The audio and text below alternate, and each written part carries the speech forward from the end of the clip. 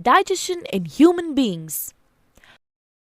Human beings take food through mouth and digest it in specific organs for digestion. The undigested food is defecated. The food we take passes through a specific canal which begins with buccal cavity and ends at the anus. This canal is called alimentary canal or the digestive tract. The parts of the alimentary canal are buccal cavity, esophagus, stomach, large intestine, small intestine, rectum, and anus. The food gets digested gradually as it passes through the various parts of the tract. Digestive juices secreted by the salivary glands, liver, and pancreas also aid digestion. Mouth and the buccal cavity.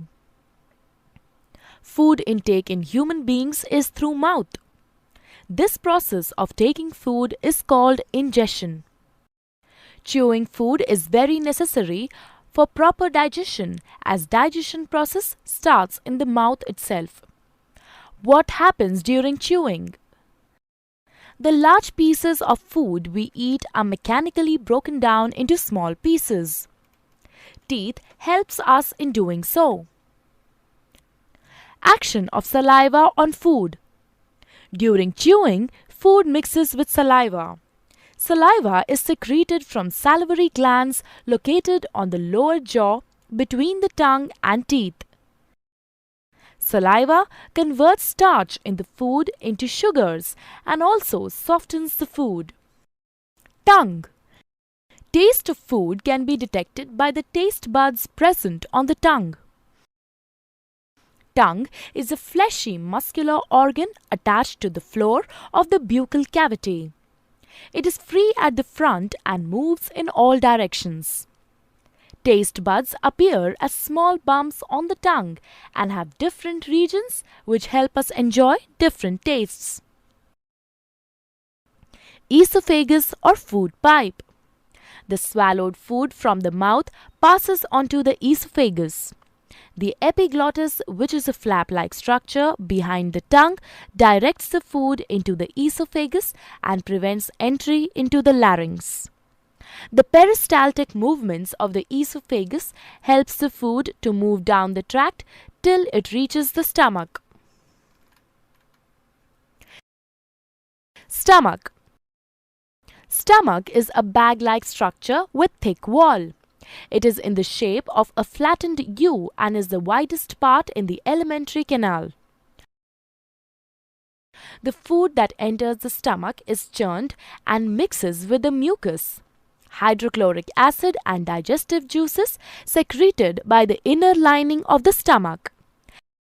The acid helps to kill the bacteria present in the food. It also makes the medium in the stomach acidic. The digestive juices secreted by the stomach break down proteins into simpler substances. Then the food is emptied into small intestine. Small intestine. Small intestine is a highly coiled structure and is about 7.5 meters long. As soon as the small intestine receives food from the stomach, the digestive juices from liver and pancreas are mixed into it. Liver. Liver is the largest gland in the human body and is situated in the upper side of the abdomen. To the right, it is reddish-brown in color. It secretes bile, which breaks down fats. Bile is stored in gallbladder between meals. Pancreas. Pancreas is a leaf-shaped and cream-colored gland located just below the stomach. It secretes pancreatic juice, which acts and breaks down carbohydrates, proteins, and fats. After this is completed, the partially digested food reaches the lower part of the small intestine, where intestinal juices act upon the food and completes digestion of any remaining components in food. The carbohydrates in the food break down into sugars like glucose, fats into fatty acids, and glycerol and proteins into amino acids. The food consumed is digested and is now ready to be absorbed into the blood. Absorption of food in the small intestine. The inner wall of the small intestine has finger-like projections called villi, which have a network of thin blood vessels close to the surface. The villus increases the surface area of absorption and absorbs the digested food materials. The substances thus absorbed are transported through the bloodstream to different organs in the body and are used to build complex substances like proteins. This process is called assimilation. In the cells, glucose breaks down into carbon dioxide and water with the help of oxygen and releases energy. The undigested and unabsorbed food enters the large intestine. Large intestine. The large intestine is wider than small intestine and measures 1.5 meters in length.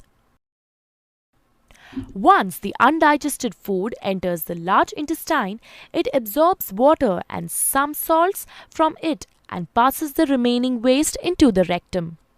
Here it remains as semi-solid fecus. The fecal matter is removed through the anus. This is called egestion.